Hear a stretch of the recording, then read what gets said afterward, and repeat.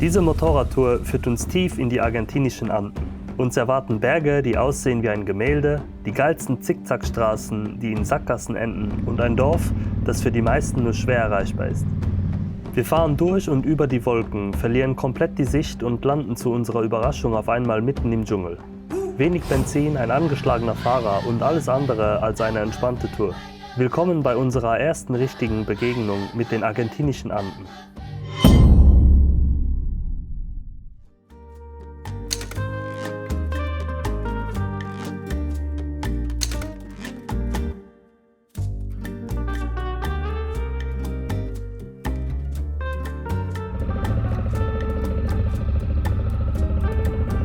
Wir lassen Purmamarca hinter uns und bekommen schon einen kleinen Vorgeschmack auf die farbenreichen Berge, die uns in den nächsten Tagen in dieser Region erwarten werden. Wir fahren entlang des Flusses Rio Grande durch das Tal Quebrada de Humahuaca, ein etwa 155 Kilometer langes Gebirgstal, das von San Salvador auf 1300 Metern bis zum fast 3000 Meter hoch gelegenen Humahuaca führt. Das Tal war früher eine wichtige Handelsroute, weshalb es 2003 als UNESCO-Weltkulturerbe anerkannt wurde. Von Purmamarca geht es also über das schöne Tal Richtung Humahuaca, wo wir einen kurzen Stopp einlegen werden. Wir erleben die argentinischen Anden zum ersten Mal so richtig, fahren über eine epische Zickzackstrecke weiter nach Caspala, verbringen dort eine Nacht in einem traditionellen Haus, bevor wir über den atemberaubenden Nationalpark Calilegua weiter in Richtung der Kolonialstadt Salta fahren. Hola. Hola. Buen día, ¿qué tal? Der Berg der 14 Farben ist ein geologischer Hotspot des Landes. Man kann ihn über einen Aussichtspunkt bewundern und zahlt dafür 2000 Pesos, also ca. 1,20 € pro Person Eintritt. Die leuchtenden Farben entstehen durch übereinanderliegende Sedimentschichten, die sich über Millionen von Jahren abgelagert haben und durch die Auffaltung der Anden sichtbar geworden sind. Die unterschiedlichen Farben entstehen durch die verschiedenen Mineralien. Einige behaupten sogar, dass sie nach Regen bis zu 30 verschiedene Farbtöne erkennen können.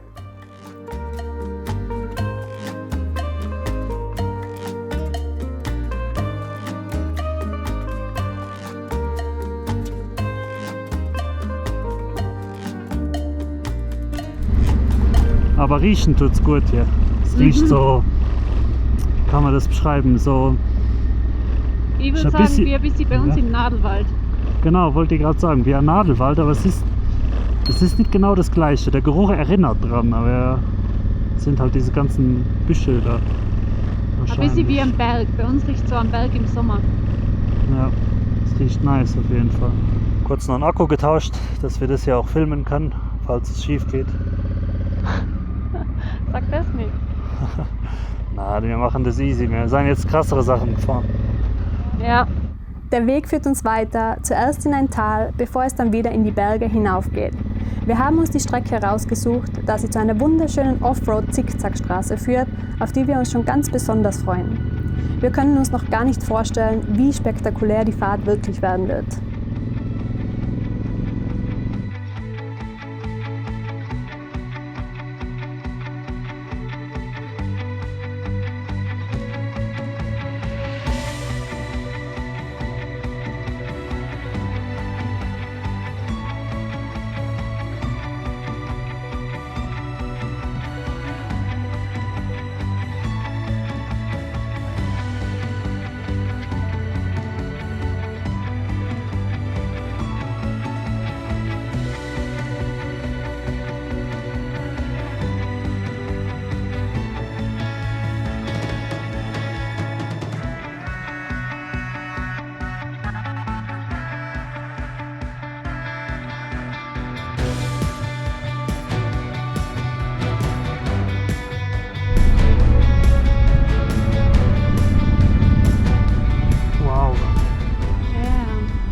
Okay, wow. Wow, wow, wow. Über den Wolken. Ja. Was läuft? Es schaut aus wie ein Meer aus Wolken. Es schaut episch aus, oder? Und vor allem da unten zwischen den zwei Bergen, da die Wolken auch da drin sind. Ja.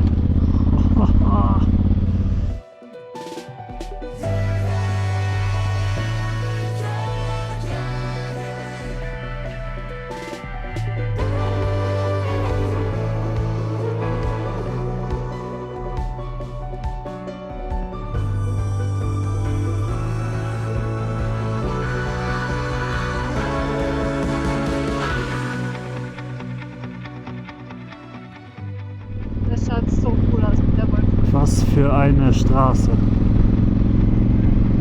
Das ist schon ziemlich special, ja. Wow. Hier erleben wir das erste Mal das Naturphänomen von den Wolken, die an den Anden hängen bleiben. Wir sind total fasziniert davon, diese Wolkendecke von oben bestaunen zu dürfen.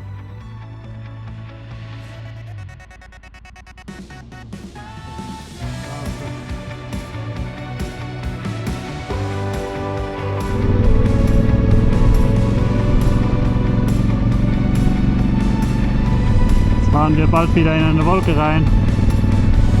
Yippie! Sache ist allerdings, ich weiß jetzt nicht, ob mit den Wolken ob wir die Straße sehen werden von uns. Aber wir werden sie auf jeden Fall fahren. Ja, es ist eine Sackgasse, das heißt, wir werden oben übernachten und dann morgen wieder frühzeitig runterfahren. Also entweder sehen wir die View heute oder morgen.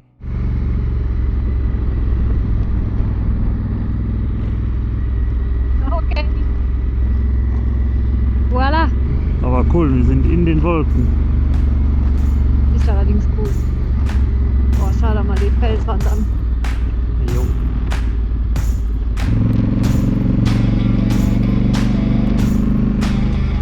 Die Zickzackstrecke hat absolut nicht enttäuscht. Eine sehr schöne Straße mit einer engen Kurve nach der anderen.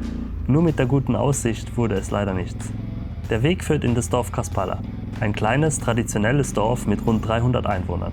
Es liegt auf 3000 Metern Höhe in einem wunderschönen Tal, umgeben von hohen Bergen. Kleiner Funfact: Bis 2008 war Kaspala nur zu Fuß oder per Pferd erreichbar. Willkommen in Kaspala. Schaut euch einmal diese Aussicht an. Wow. Schau dir das mal an.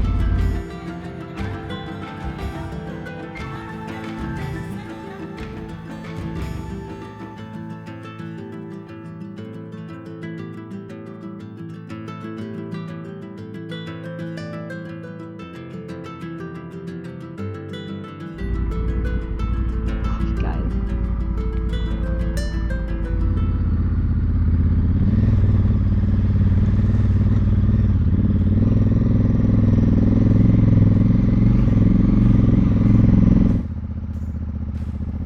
Es ist Sonntag, alles ist geschlossen und niemand auf der Straße.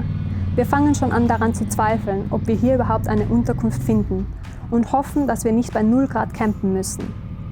Nach etwas Auf- und Abfahren in den steilen Gassen des Dorfes finden wir aber eine Abuelita, also eine Omi, die sich erbarmt und ein Zimmer für uns hat.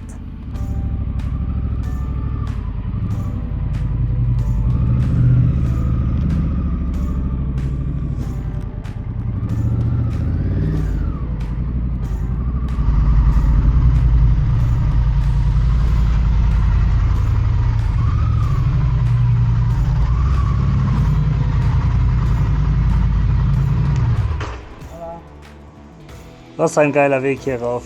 Der war ein kleines Räumchen. So, was nicht, ob man viel sieht. Aber ja, mit Wellenblechdach. Zahlen jetzt hier 11 € für das Ganze. Aber wir sind einfach froh, dass wir ein Dach über dem Kopf haben. Weil wir sind immerhin hier auf 3000 irgendetwas. Etwas über 3000 Meter. Hier. Ist doch geil, oder? Ich sperre mal zu. Dann. Kann man das Schloss drauf tun, dann wird es funktionieren. Ja. Gehen wir die Stadt noch ein bisschen erkunden, Wir gehen die Stadt noch ein bisschen erkunden. bevor es dunkel wird. Sperren das Motorrad noch ab. Unsere Wohnung. Unsere Wohnung, ja. Und dann gehen wir noch ein bisschen rumspazieren. Man hört die Vögel. Das Wasserrauschen, der Bach. Ja, überall verschiedenfarbene Steine.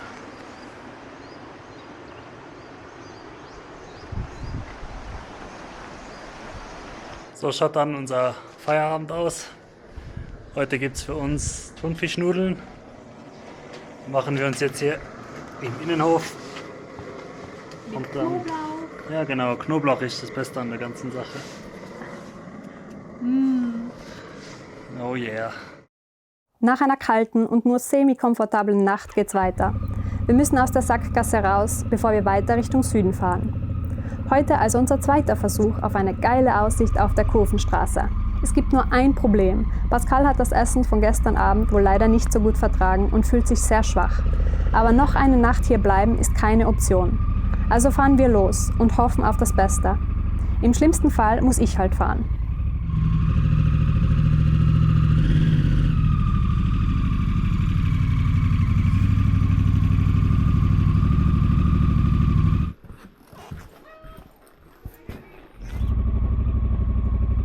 Oh, wie geil, blauer Himmel heute. Hoffen wir mal, dass wir die View da hinten haben, dass nicht wieder alles neblig ist. Ja, vielleicht eine kleine Wolke wird sein, aber Hast du auf der Drohne gesehen, oder? ja. Aber dann fahren wir halt unter die. Wird schon gehen. Das hier ist so cool, dass das der Eingang ist vom Dorf. Voll. Voll die Strecke hier. Was für ein cooles Dörfchen. Mitten in den argentinischen Anden.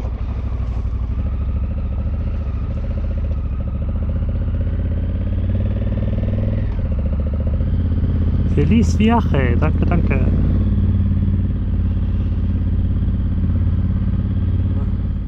Wahnsinn. Die Serpentinen in den Wolken. The road to heaven, kann man sagen. Aber echt.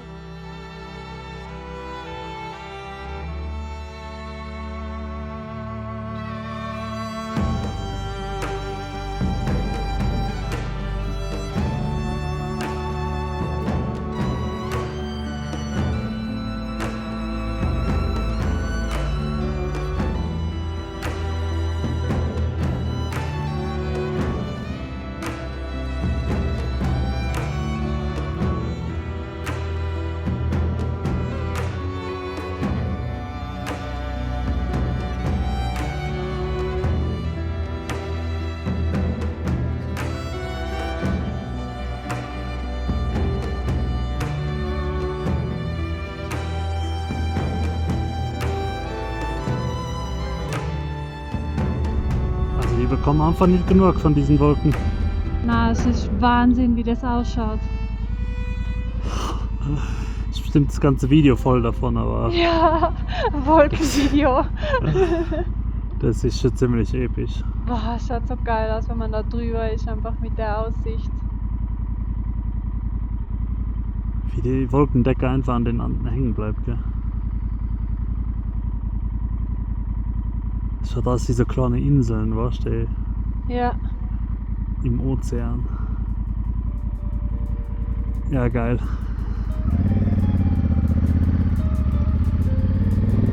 Wir fahren über den Berg und dürfen auf der anderen Seite diese traumhafte Wolkendecke nochmals von oben bestaunen, bevor wir direkt in sie hineinfahren. Wir können kaum glauben, was uns auf dieser Seite des Berges erwartet. der Boden ist ja ein bisschen schmierig. Ja, sehr schmierig. Wieder so eine Art Lehmboden oder einfach komprimierter Boden, ja.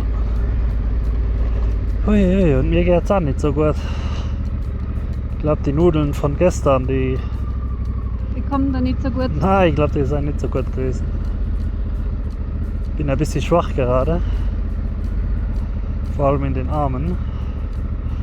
Was es jetzt gerade nicht einfacher macht.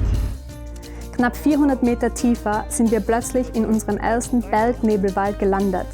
Ein Wald, der durch eine permanente, tiefliegende Wolkenschicht auf Baumkronenhöhe gekennzeichnet ist. Der Kontrast im Vergleich zur anderen Seite des Berges könnte nicht krasser sein.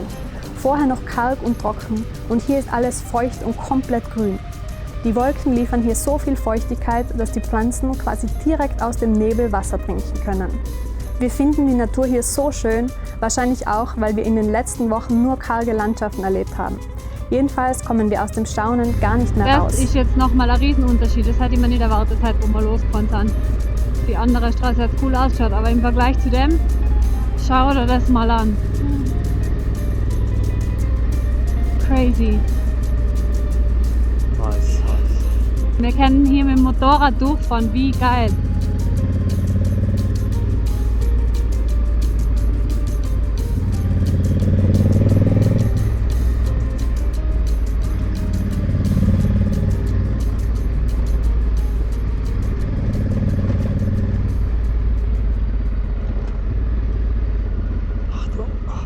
Kriegst du korrigiert. Ja. Ich bin zu schwach, Mann.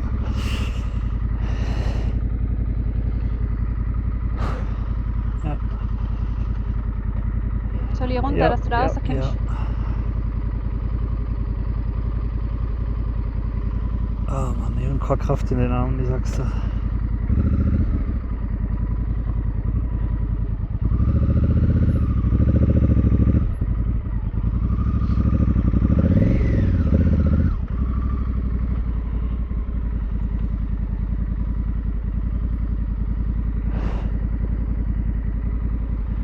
Ui.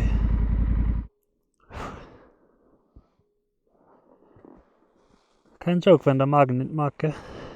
Nein, da ist das Immunsystem. Schau, wie schön. Kleiner Wasserfall, sehr nice.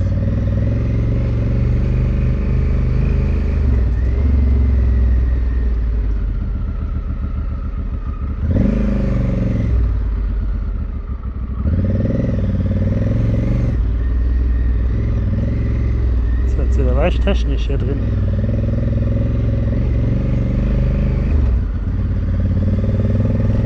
Ohne Kraft in den Armen. Mittendrin schon wieder eine Kuh.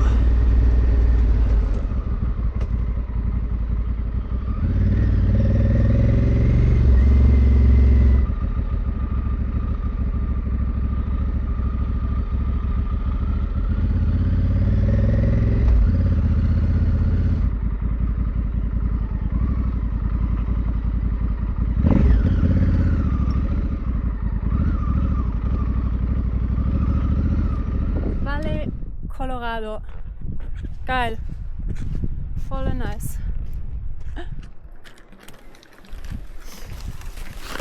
Es gibt Erdnüsse, irgendwie frittiert mit Knoblauch.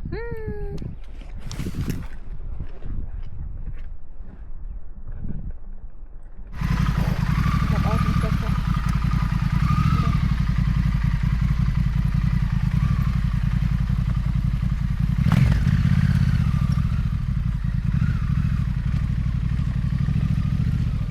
In dem Dorf ist nur eine einzige Straße asphaltiert. Der Rest sind matschige Seitenwege und natürlich leitet uns unser Navi genau hier durch. Wir sollen sogar einen Fluss überqueren über eine Strecke, die es gar nicht oder zumindest jetzt nicht mehr gibt. Komplett unnötig das Ganze. Der schlammige Boden zerrt an Pascals Kräften und ich hoffe nur, dass seine Kraft nicht ganz nachlässt. Wie ihr euch sicher vorstellen könnt, sind das ja nicht wirklich meine Traumbedingungen, unter denen ich meine Fahrskills mit der beladenen Afrika-Twin auf die Probe stellen will.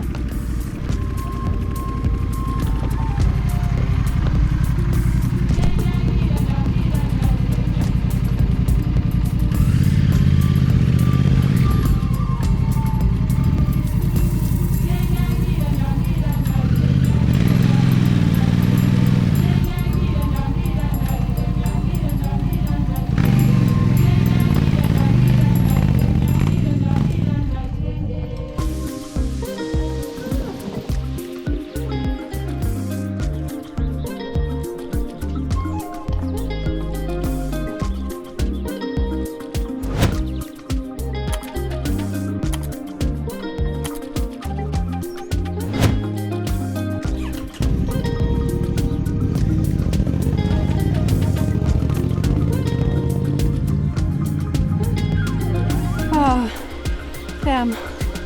Das Navi hat uns gerade einen komplett crazy Weg geschickt. So ungefähr so. Wir hätten sollen da unten über den Fluss drüber. Da war aber kein Weg. Jetzt sind wir eine kleine Schlaufe gefahren. Runter und wieder rauf. Moped ist zweimal oder dreimal gelegen. Hui. Und jetzt wollen wir eigentlich nur noch raus aus dem Dorf. Müssen wir nur noch den einfachsten Weg rausfinden. Noch ganz kurz Wifi. Meine Schwester hat heute Geburtstag und wir sind in Argentinien ohne SIM-Karte. Also brauchen wir Wifi von irgendwo. Müssen wir ein bisschen schmarotzen. Oh ja, Happy Birthday, Sis. Der Nationalpark wurde 1979 gegründet und ist der größte Nationalpark in dieser Gegend. Der feuchte Bergnebelwald ist einer der biodiversitätsreichsten Lebensräume Argentiniens. Er ist ein Paradies für Birdwatcher und auch Pumas und Jaguare haben dort ihr Zuhause. Uns sind zwar leider weder Pumas noch Jaguare begegnet, wir konnten die Artenvielfalt aber trotzdem wahrnehmen und bestaunen.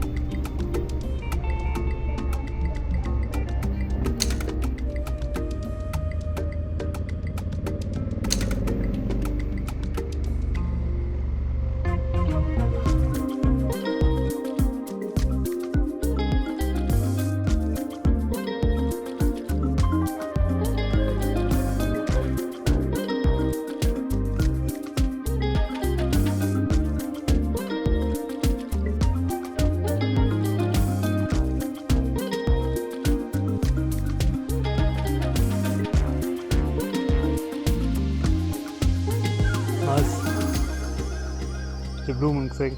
Ja, so cool, dass die überall wachsen hier. Also wir glauben, dass in ungefähr 60 Kilometer so aus der Hauptstraße kommt. Es sagt uns, dass wir ca. 2,5 Stunden bis dahin brauchen. Aber wir wissen es nicht wirklich, also es ist schon überraschend. Aber die Fahrt ist cool, also die Landschaft ist mega, mega schön. Vom Weg her auch voll cool. Aber wir freuen uns trotzdem ganz leicht, wenn wir heute da rauskommen. Und on top von dem Ganzen kommt, dass wir nur noch einen Strich Benzin haben, heißt wir sind bald in der Reserve, also nur 100 Kilometer. Schau dir die Bäume mal an. Ich sag schon regenwaldmäßig aus, finde ich. Ja. Schau dir den mal an, da war nicht was Moos ist und was der Baum und... Boah, der schaut ultra trippy aus. Sugar.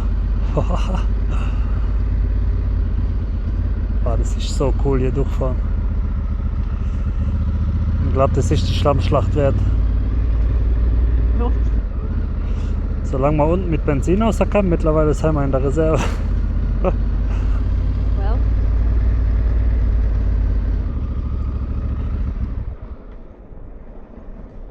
Sparen wir mal Benzin hier.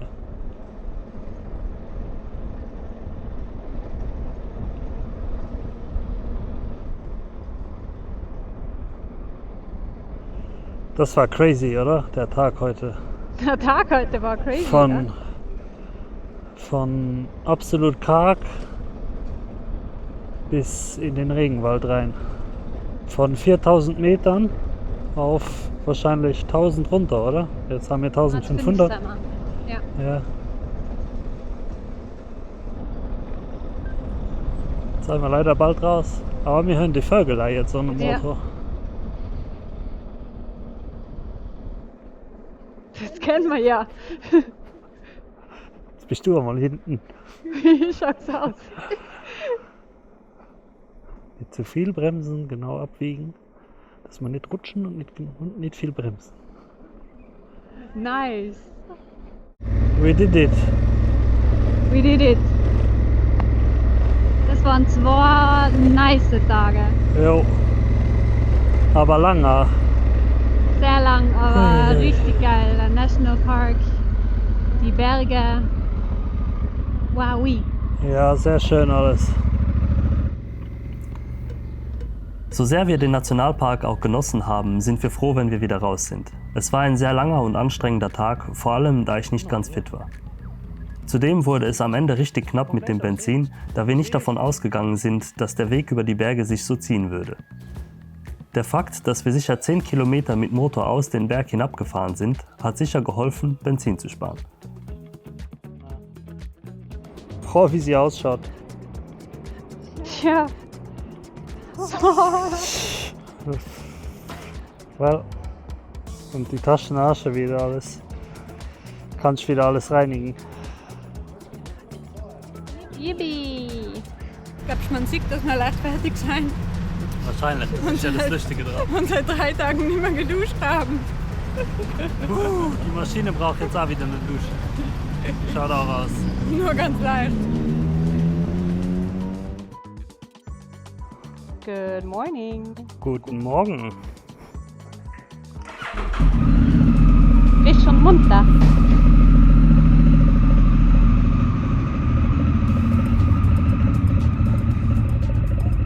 ein fein warmer Tag mit 24 Grad. Das haben wir schon lange nicht mehr gehabt. Jo. Sehr angenehm. Heute geht es weiter nach Salta und wir freuen uns darauf, mal wieder eine Stadt zu sehen. Am Weg haben wir uns eine coole Kurvenstraße rausgesucht, um die Strecke auf Asphalt etwas spannender zu machen. Eigentlich sollte es eine entspannte Fahrt von ein paar wenigen Stunden werden. Durch ein kleines Missgeschick am Morgen hat sie uns im Endeffekt aber den ganzen Tag gekostet. Vorher noch schnell eine Polizeikontrolle, bei der der Polizist so tut, als würde er verstehen, was auf meinem luxemburgischen Führerschein steht. Hola. Sí.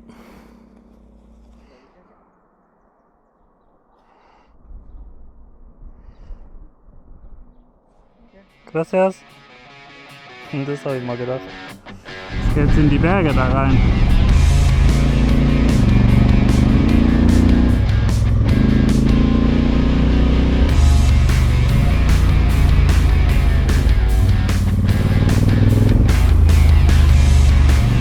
Hoppa.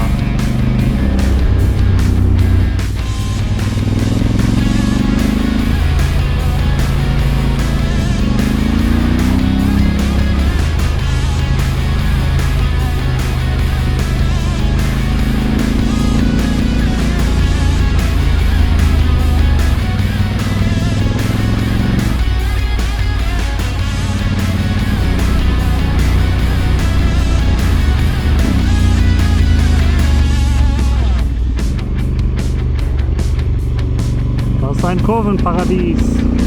Voll geile Kurve. Einfach eine nach der anderen.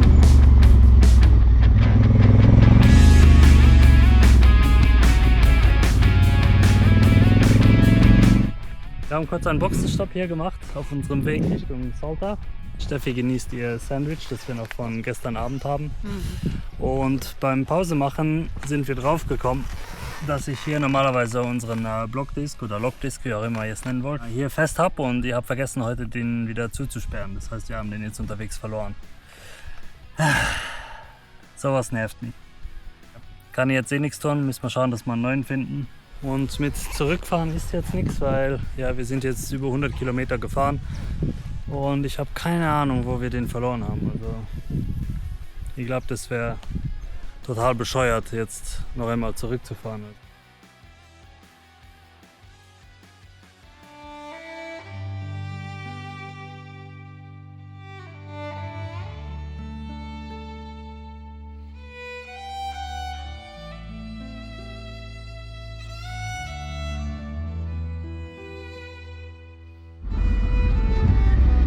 Neumanns.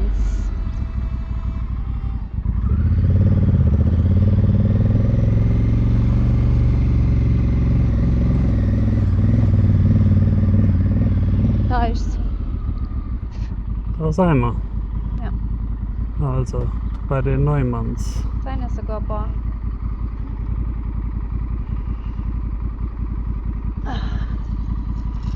Machst du ins Auto?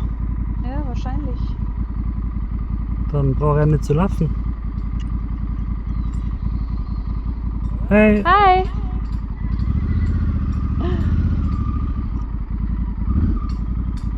Gracias. Luxemburgo. Ja, sprechen Deutsch. Servus!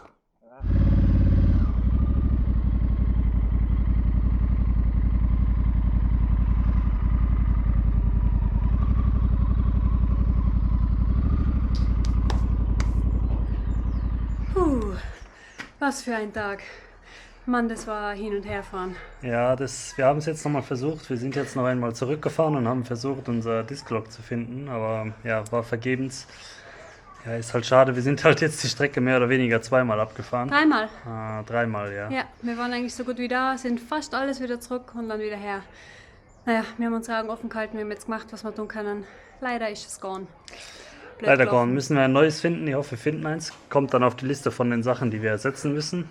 Was wir eigentlich schon wussten, dass hin und wieder was kaputt geht auf der Reise oder verloren. Aber ja, ist immer nervig, weil ja, wir haben schon nicht viel und wir hängen an den Sachen, die wir haben. Und, Ja, sonst hat man nicht 250 Kilometer halt nochmal gemacht. Aber ja, wurscht. Auf jeden Fall, wir sind jetzt auf unserem Campingplatz angekommen. Und wir machen uns jetzt noch was zu essen. Die nächsten Tage geht es für uns runter nach Salta. Also das liegt irgendwo da. Genau. Genau, da verbringen wir ein paar Tage in der Stadt. Wir sind jedenfalls bei einem Deutschen hier, der sich sein Häuschen in Brasilien, in Argentinien aufgebaut hat.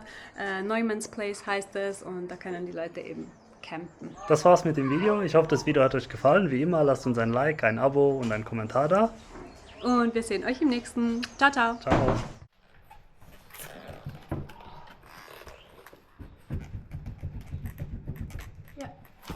Oh, fucking hell.